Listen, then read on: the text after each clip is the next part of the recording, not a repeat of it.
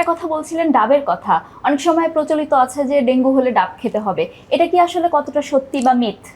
না, এটা পুরোপুরি ঠিক না। হ্যাঁ, আমরা ডাবের পানি খেতে পারি একটা ফ্লুইড হিসেবে, এবং দিনে একটা থেকে সর্বোচ্চ 2টো ডাবের পানি আমার মনে হয় যথেষ্ট, কারণ এটা খুবই রিচ ইলেকট্রোলাইট এটাতে থাকে। কিন্তু ডাব তো আসলে অনেক বেশি এক্সপেন্সিভ হয়ে গেছে এখন। হ্যাঁ। কিন্তু যারা আসলে এই এক্সপেন্সটা বিয়ার করতে পারে না, ডাবের অল্টারনেটিভ কি আছে? Normal saline, ORS.